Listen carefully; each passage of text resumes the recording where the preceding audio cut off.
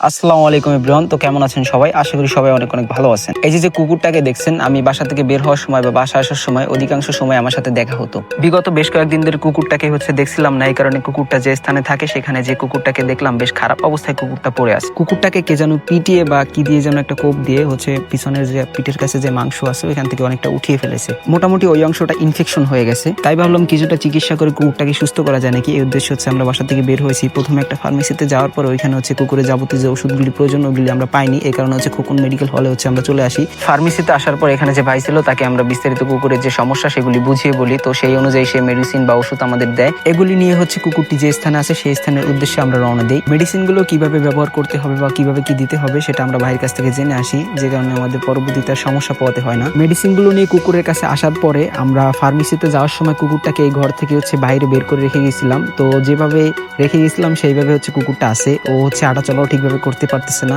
ওকে কি পরিমাণ মারা হয়েছে এটা অবশ্যই আপনারা বুঝতে পারছেন। যাই হোক, ও যে স্থানে ছিল ওইখান থেকে সরিয়ে ওকে রোদ্রে নিয়ে আসি। তার কারণ ওর শরীর প্রচন্ড পরিমাণে কাঁপতেছিল ঠান্ডায়। এখানে আর দেরি না করে মেডিসিন গুলি বের করে কুকুরটি যে যে স্থানে ইনফেকশন হয়েছে সেগুলি খুব সুন্দরভাবে পরিষ্কার করে নিচ্ছিলাম। এখানে কুকুরের পিঠের যে অংশটা ওইখানে বেশ বড় একটা ক্ষত হয়ে গেছে, যে কারণে কুকুরটা ঠিকভাবে হাঁটা চলাও করতে পারতেছে না। এই কারণে কুকুরটা আরো বেশি দুর্বল হয়ে গেছে। এখানে উপরে মেডিসিন দেওয়ার পরে আমি সব জায়গায় দেখতেছিলাম, তো অবাক করার বিষয় যে শুধু ওর উপরেই ক্ষত নেই, ওর পেটের কাছে বেশ বড় একটা ক্ষত আছে। পেটের কাছে সহ আরো যে যে জায়গায় ক্ষত ছিল সব জায়গায় পরিষ্কার করে ঘাস উগানোর পাউডারটা সব জায়গায় দিয়ে দিই, যেখানে ছোট বড় যত ধরনের ক্ষত ছিল সব জায়গায় দিয়ে দিই। মোটামুটি প্রাথমিক চিকিৎসা দেওয়ার পর কুকুরটাকে যেহেতু 2-1 দিন কিছু খায়নি, এই কারণে আমরা শুকনো খাবার নিয়ে আসি। প্রথম দিয়ে খাচ্ছিল না, তারপরে বেশ কয়েকবার চেষ্টা করার পর খায়। কুকুরটাকে পানি খাওয়ানোর পরে মোটামুটি প্রথম যে অবস্থায় ছিল তার থেকে আলহামদুলিল্লাহ একটু সুস্থ হয়েছে। এখানে কুকুরটাকে যখন আমরা মেডিসিন দিয়ে পরিষ্কার করে দিচ্ছিলাম তখন আশপাশ দিয়ে আমাদের বেশ কিছু বড় ভাই ছিল, তারা বেশ কিছু কথা বলে। তাদের কাছ থেকে এই কথাগুলি আমরা আশা করিনি অবশ্য।